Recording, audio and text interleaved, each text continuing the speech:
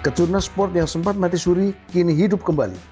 Melalui Mandalika Racing Series atau MRS, level kejuaraan terus berbenah dengan standar internasional. PPIMI melihat ini seakan angin segar bagi pembalap muda Indonesia menuju jenjang yang lebih tinggi. Balap roda 2 ini memang jadi primadonanya di Indonesia untuk otomotif ya. Kalau di sisi sekarang, memang saya akui setelah COVID ini banyak kegiatan yang menurun. Perlu peran IMI untuk mensupport Pemprov bagaimana dia tetap bisa melaksanakan kejurnas-kejurnas yang ada di peraturan olahraga di IMI-nya. Oke. Nah sekarang Pak, kan seperti sekarang ini dengan munculnya Mandalika Racing Series ini Pak, itu kan sekarang jadi bahan omongan banyak orang yang karena regulasinya tertib gitu ya, kemudian pelaksananya juga luar biasa, itu yang menjadi sepertinya menjadi tolong ukur Pak gitu. Oke, jadi memang kalau urutan balapnya di nasional ini kita kan jadi ada Motoprix. Itu yang cikal bakalnya semua pembalap kan lahir dari Motoprix. Di atas itu ada sekarang namanya One Prix. Dulu tuh Indoprix kan, sekarang ada One Prix. Lalu lingkungan atasnya lagi ada namanya kejuaraan setingkat nasional. Dulu kan ada yang LFN lah, ada di Sumatera, Sulawesi.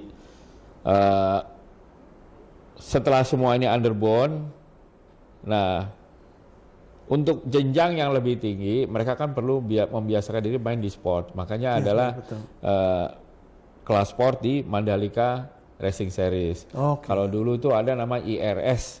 Ya, dia zamannya Pak Bambang Gunardi itu memainkan kelas-kelas sport di Sentul. Cuma ada di Sentul aja. Cuma ada di Sentul. Iya, karena memang yang secara safety untuk main kelas sampai 600 ya di Sentul.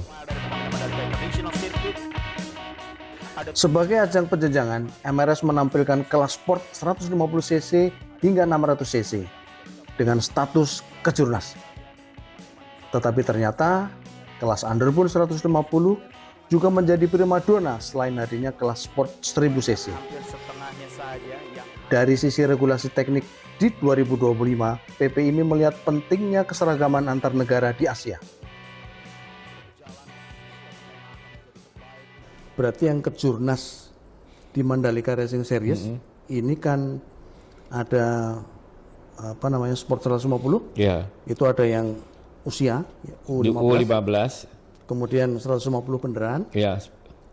250-nya? 250 sama 600. Sama 600. Tapi kelas bebeknya itu juga ramai banget loh Pak itu.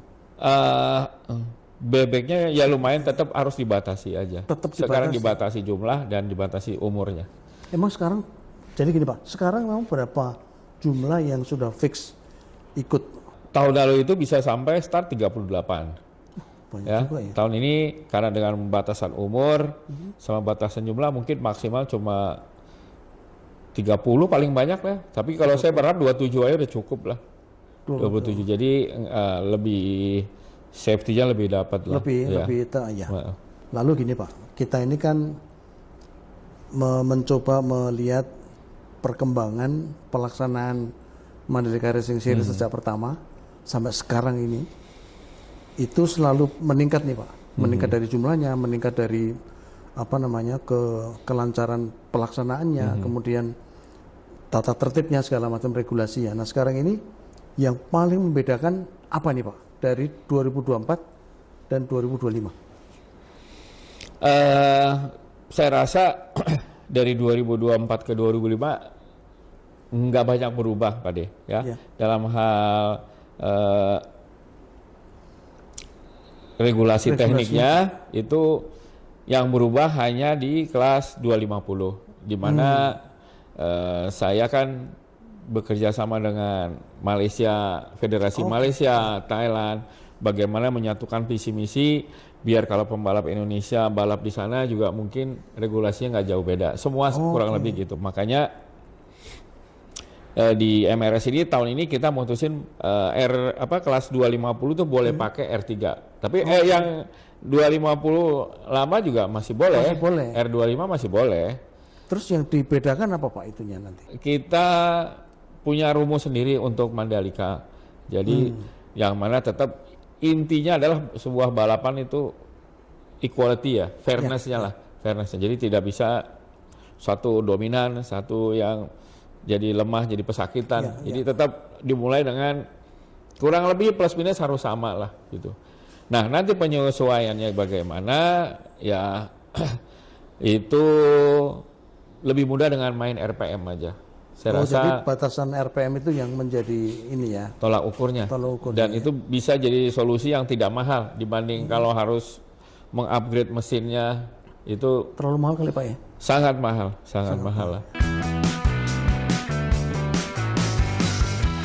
MRS dan PP IMI dibantu sponsor memberikan kesempatan kepada pembalap Indonesia untuk berlatih di VR46 Rider Academy di Tavullia, Italia. Hal ini tentu sebagai apresiasi untuk pembalap di level kejurnas untuk mendapatkan ilmu balap dari pembalap kelas dunia secara gratis. Kriteria penentuan siapa yang akan diberangkatkan ke VR46 Academy itu Pak, itu kriterianya apa Pak? Apakah masing-masing juara kelas kejurnas atau ada kriteria lain Pak? Karena jumlahnya terbatas ya, minimal 4 atau maksimal 6 ini, jadi yang berhak ikut itu adalah juara di 4 kelas kejurnas, misalnya U150, 150 gitu kan, 250 dan 600. Kedua ada aturan tidak tertulis maksimal 20 karena ini kelas pembinaan kan. Jadi gitu. Jadi kelas di luar yang kejurnas ini tidak dimasukkan sebagai dalam kategori untuk yang bisa terpilih. Kedua, misalnya juaranya usaha lebih, berarti kan nanti harus diganti. Diganti urutan keduanya dapat nggak gitu. Nanti akan turun aja ke bawah gitu. Jadi lebih fair dibanding harus mereka berseleksi lagi kan. Iya betul. Terus ke apalagi berikutnya Kak, misalnya sudah menang, juara dan bakal kepilih untuk berangkat, tapi karena mungkin sponsornya, wah nggak bisa, ini karena sponsornya Pertamina, gue ada sponsor gue merek lain, jadi gue nggak bisa ikut, ya dia akan tetap mengundurkan diri, dialihkan ke yang nomor berikutnya. Gitu. Itu aja, jadi simpel aja Pak dibikin, biar nggak terlalu jadi polemik lah. Kalau soal misalnya seandainya mereka sudah terpilih Pak, pemberangkatan ke sana apakah full ditanggung oleh Mandalika Racing Series atau mereka harus ada fee lagi atau apa, tiket atau akomodasi Pak? Mengenai biaya ini semuanya 100% tanpa biaya, gratis alias gratis.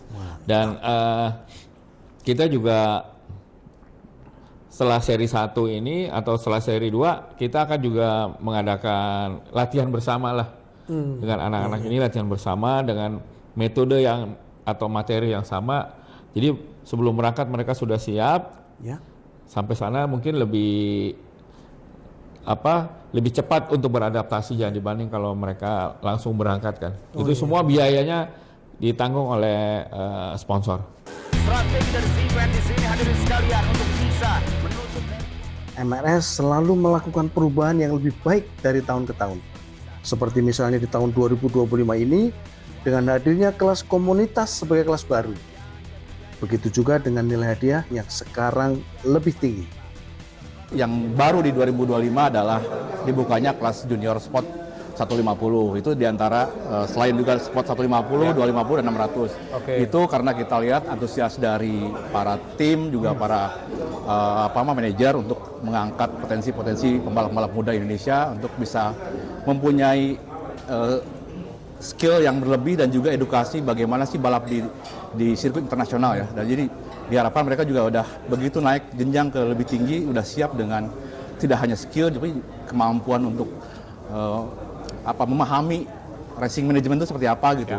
Bagaimana berlaku di sirkuit, bagaimana di lintasan, di pit, dan termasuk juga cara menghadapi media dan lain-lain itu kita juga ajarkan ke mereka sejak dini. Kemudian daripada itu juga kita buka kelas komunitas 250 karena salah satunya pertimbangannya adalah penggemar motor ini sangat banyak di Indonesia, dan karena populasi juga hampir semua merek juga ada di kelas di 250 itu, makanya kita buka, tapi untuk para pembalap-pembalap yang amatir ya, sifatnya belum yang profesional ya. Jadi kalau istilahnya kalau di kejuaraan komunitas itu ada Kom A, ada Kom B. Ya, itu kita merujuknya ke Kom A dan Kom B lah. Perbedaan itu paling yang dinanti-nanti pembalap itulah hadiah. Kita akan naik dari hadiahnya jadi sesuai dengan buku aturan buku kuning kita. Jadi minimal sama. Kalau dulu kan masih setengah, di mana setengahnya lagi saya harus cari sponsor. Sekarang pokoknya terima sudah full hadiahnya. Terus dalam segi hal pelaksanaan di lapangan, saya rasa nggak ada beda. Karena memang sirkuit ini udah biasa melaksanakan balap-balap internasional, jadi nggak ada yang beda. Bendera hijau sudah dikibarkan, bendera merah sudah ditarik. Sesaat lagi lampu akan segera dihidupkan. Inilah dia para pebalap-pebalap cilik kita dari junior. PPIMI dan MRS mendengar keinginan peserta. Maka itu sebagai bentuk kepedulian, peserta MRS 2025 juga bisa melakukan aktivitas latihan sejak hari Jumat. Semua itu bisa dipantau melalui live streaming yang juga semakin baik dengan grafis serta penambahan titik-titik kamera. Ini kan lahir dari permintaan tim-tim. Jadi mereka pengen ya Jumat itu setting. Karena kebiasaan dari mereka ini kan kalau balap Motoprix atau One Prix itu balapnya kan Sabtu Minggu. Ya. Tapi mereka datang dari hari Minggu sebelumnya itu udah ngetes gitu kan. Itu mungkin masih budaya ya. Sebenarnya kan nggak perlu. Mereka juga pasti udah punya data kan mekanik gitu. Jadi akhirnya mereka minta Jumat, daripada Jumat cuma latihan ngaing-ngaing begitu juga, bagaimana akhirnya kita koordinir lah kita. Cuma latihannya memang nggak seperti official practice, tapi ya mirip-mirip. Mereka juga ada timingnya, jadi nggak udah seperti, makanya kita anggap udah jadi 3 hari jadi resmi aja lah ya, gitu. Gitu sih. Ya kalau dengan 3 hari kan tentu harapan kita ya ini pembinaan. Pembalap pasti punya jam terbangnya lebih banyak, pasti juga confidence-nya lebih tinggi. Ya hasilnya pasti lebih bagus, saya yakin kok gitu.